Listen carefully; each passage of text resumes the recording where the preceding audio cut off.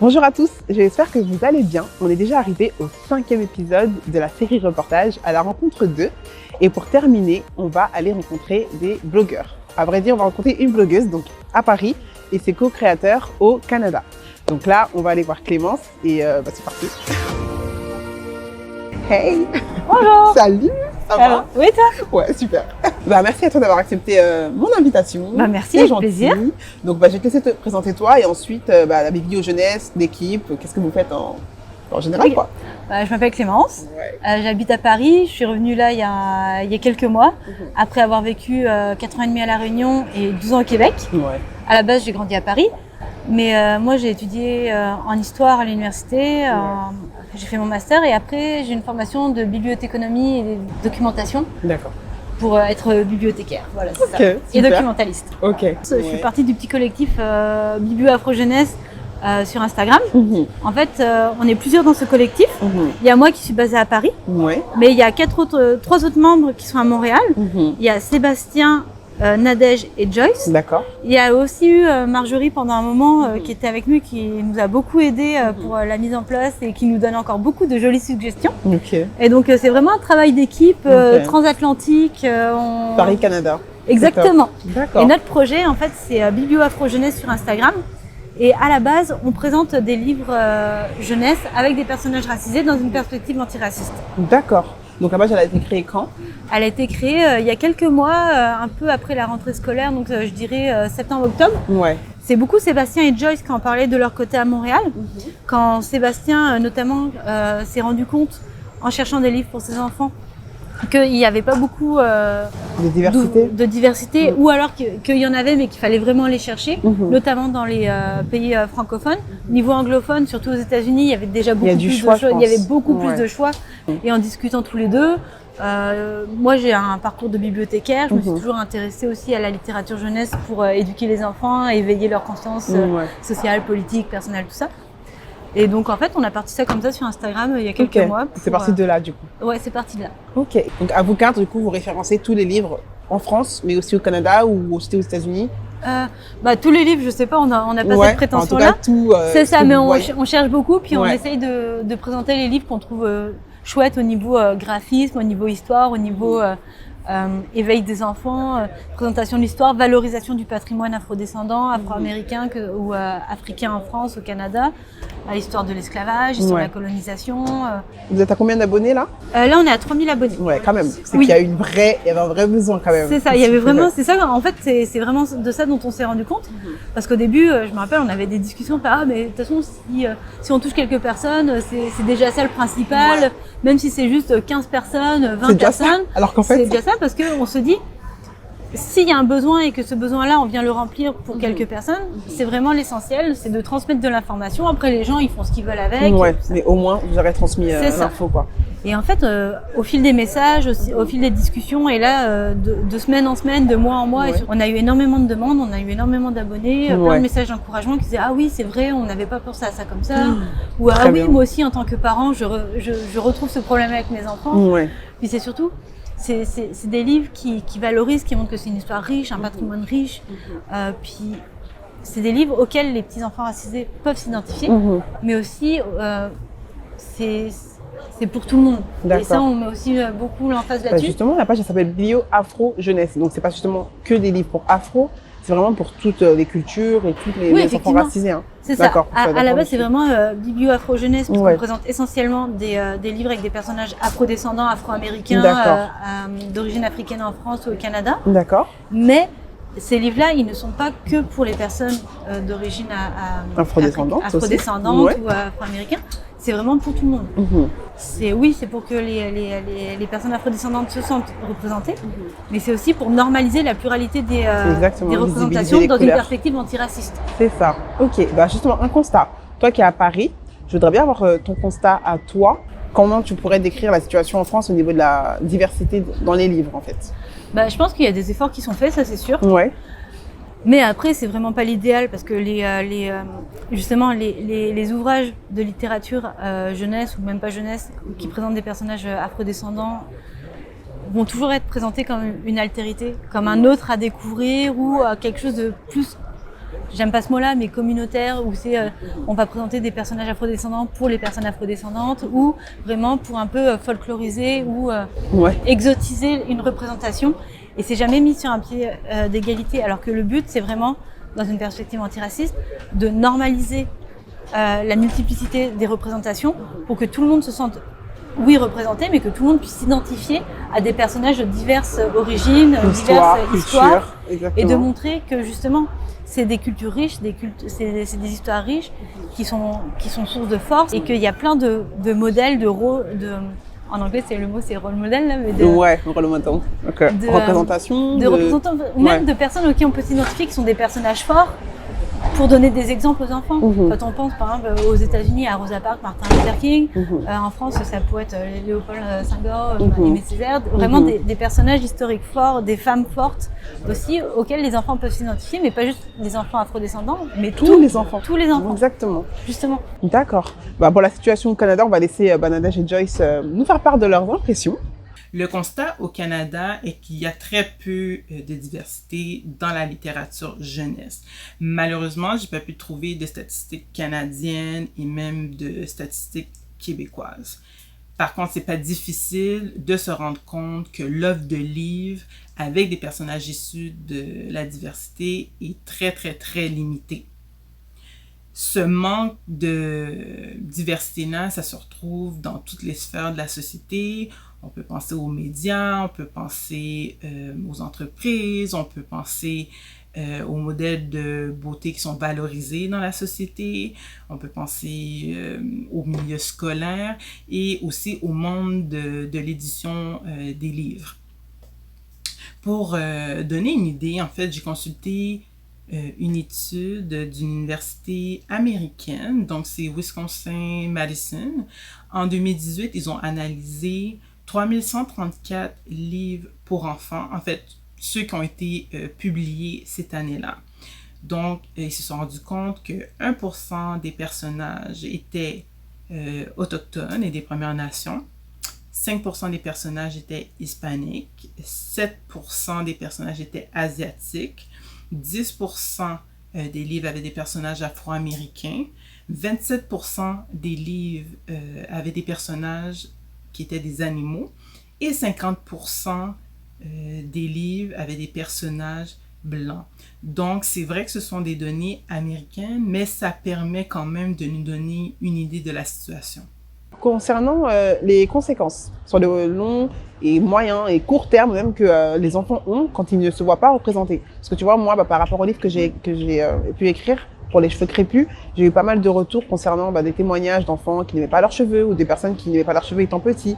Et je me suis dit, est-ce que c'est un lien de cause à effet aussi, ce manque-là, tu vois? Forcément, oui, il y a un lien de cause à effet, parce que quand on n'est pas représenté, on se sent toujours différent, mais différent dans le sens, pas forcément d'un point de vue positif, mais exclu.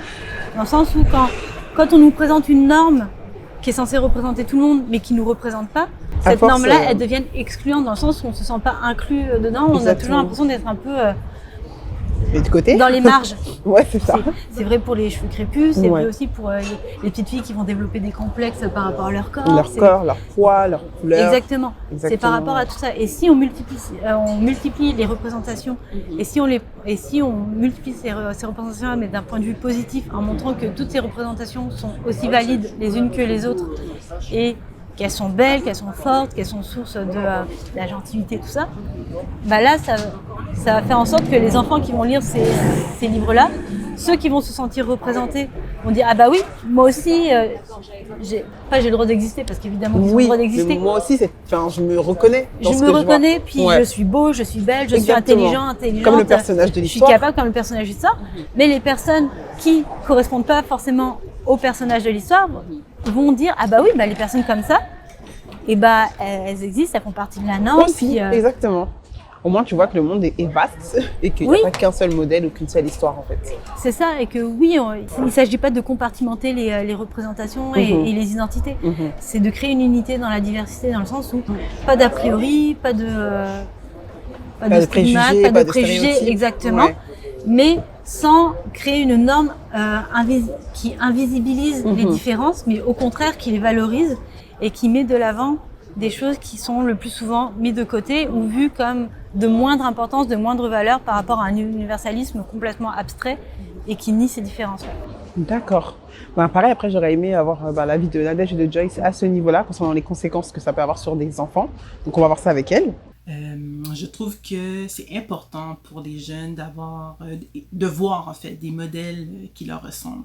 C'est comme ça qu'on peut aspirer à plus, avoir des objectifs qu'on pourrait croire inatteignables, mais quand on voit un modèle qui nous ressemble, qui a réussi, donc ça nous permet de mettre les efforts justement pour y arriver.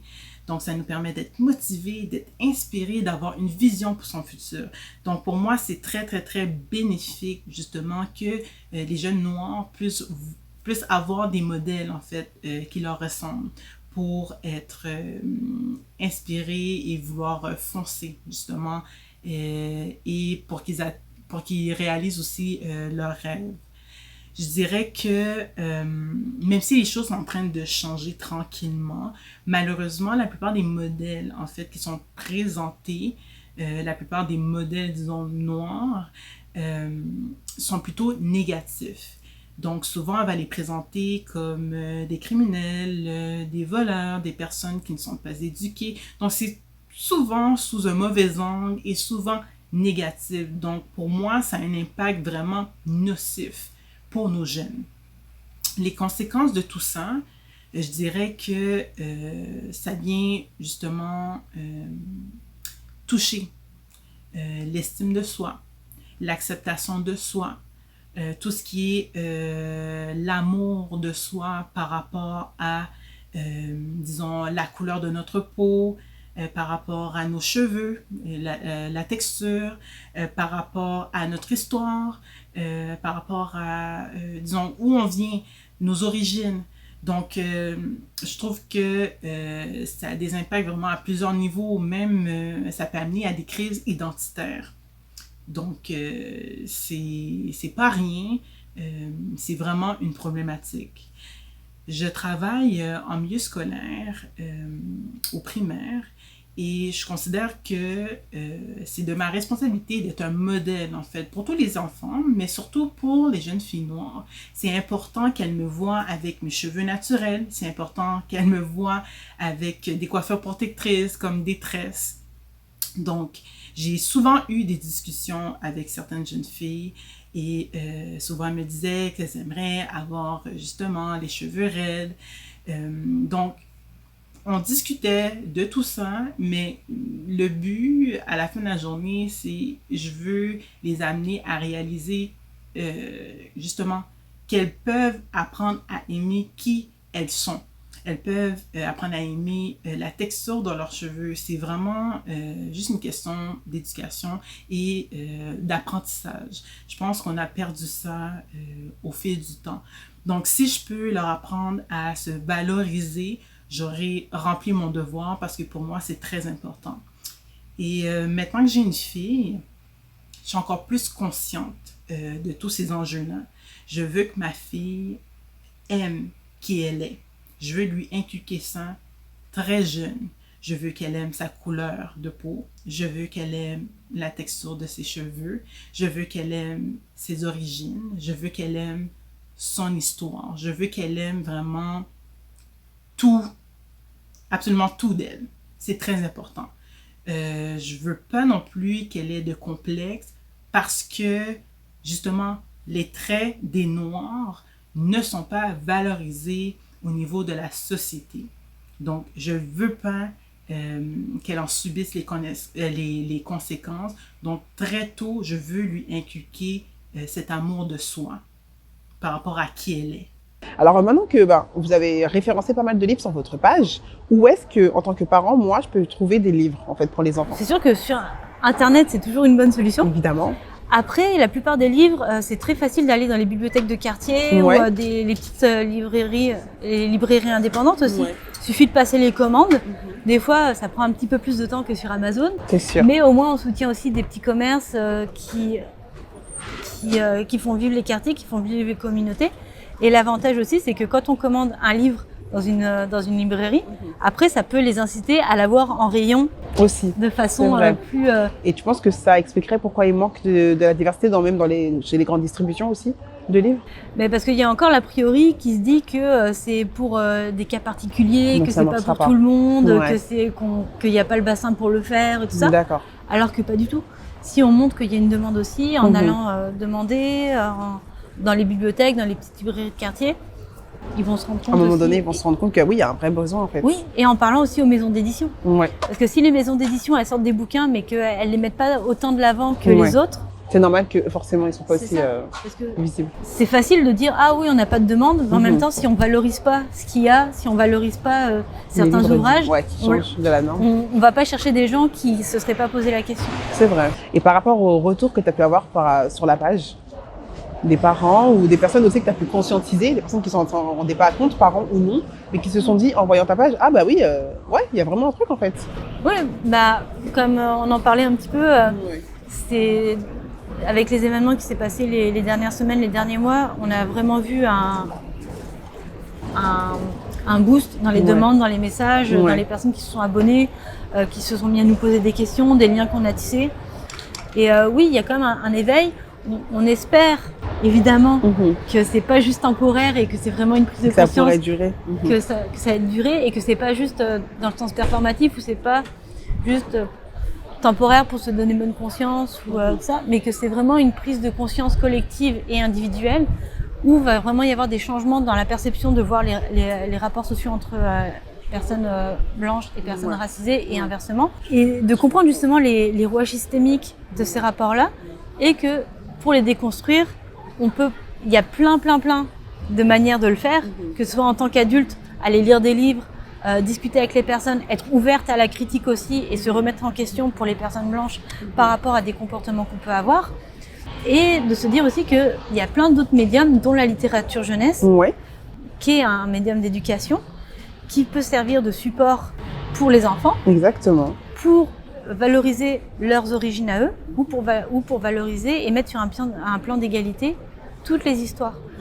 Parce que, comme on dit souvent, on ne naît pas raciste. On ne naît pas raciste, on le devient complètement. On le devient. C'est vrai. Et si justement, dès le plus jeune âge, quand on développe notre esprit critique, on voit une pluralité des représentations de façon non hiérarchique aussi. On voit que dans toutes les cultures, dans tous les domaines, il y a énormément de richesses. Ça vient empêcher justement les préjugés de se développer. Ok. Je sais ce que tu veux dire. Et donc, c'est ça. Donc, la littérature jeunesse, oui, c'est évidemment... C'est une arme. Pour moi, un livre, c'est vraiment un support et une arme très, très puissante. Exactement. Pour aider les enfants à comprendre qui ils sont, pour les aider dans leur quête d'identité, en fait. Exactement. C'est le premier média auquel on pense, tu vois. C'est ça, c'est développer l'imagination, apprendre à lire, la curiosité. Mais c'est aussi à se construire et à construire le monde qui sont autour d'eux.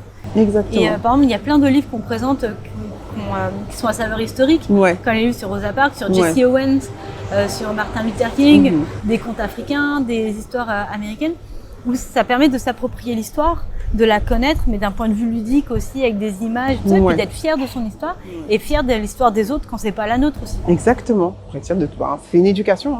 Ça fait partie, je pense, de l'éducation, et surtout en ce moment, comme tu as pu dire. En fait, je viens me rendre compte que malheureusement, avec tout ce qui a pu se passer, votre page, elle a pris énormément plus d'ampleur, en fait. Puis on a beaucoup de questions des personnes blanches et non blanches qui nous posent des questions où est-ce qu'on peut avoir les livres, donc on les aiguille. Ça, c'est une bonne chose, déjà, je trouve. Oui, exactement. Ou même des fois qui nous posent des questions, ça nous est arrivé d'avoir des questions sur pourquoi vous utilisez le terme racisé, et ça nous permet aussi de déconstruire un petit peu les questions de blanchité, faire comprendre aux gens que oui, être racisé, c'est un processus historique, social et politique, mais qu'être blanc, c'est aussi la même chose. Et que déconstruire l'un ne va pas sans déconstruire l'autre. C'est sûr, les deux vont de pair, clairement. Exactement. Donc, c'est ça. Super. Et des projets pour la suite, pour la page? Pour l'instant, c'est continuer sur notre petit bonhomme de chemin. On est en contact avec d'autres pages aussi, voir si passer des fois aussi du virtuel au réel, peut-être pour des événements, participer à des reportages comme le tien, super. Valoriser ce qui se fait ailleurs. parce qu'on n'est pas tout seul. Hein. C'est oui, notre C'est page vrai elle est que, chouette. il y a énormément de pages aussi que j'ai vues dans le même thème, dans la même recherche aussi. Et c'est vrai que je me suis dit, il y a une conscientisation peut-être qui se fait, ou c'est juste un besoin qui naît de chaque côté en fait, mais c'est bien que tout le monde puisse se rassembler. C'est exactement ça, et valoriser le travail qui est fait par les autres aussi. Ouais. Parce que le but, c'est pas de nous valoriser nous, c'est de valoriser vraiment ceux en quoi on croit. Ouais. Et c'est ça. C'est vraiment top, c'est super. En tout cas, je te remercie vraiment d'avoir merci à toi. accepté l'invitation. Je vais laisser le mot de la fin à Nadège et Joyce qui vont nous dire un petit conseil pour parents ou enfants concernant la diversité ou un autre sujet. Voilà, merci à toi. Beaucoup. Et je dirais que la conscientisation par rapport au manque de diversité dans la littérature jeunesse est devenue beaucoup plus forte avec les événements des dernières semaines. Quand on parle, exemple, du mouvement Black Lives Matter, avec aussi des discussions sur le racisme systémique. Donc, c'est très important qu'on ait ce genre de dialogue-là, ce genre de discussion, parce que c'est comme ça que les choses vont changer. Il faut mettre le doigt sur certaines problématiques pour qu'on puisse tous ensemble trouver des solutions. Je pense aussi que la plupart d'entre nous, on veut que nos enfants puissent grandir, en fait, que tous les enfants puissent grandir dans une société qui est meilleure, qui est aussi plus ouverte et qui va représenter aussi l'ensemble des enfants de la planète. Donc, c'est ça qu'on a besoin de voir. Il faut qu'on puisse voir les différences comme une richesse, comme quelque chose à valoriser, en fait.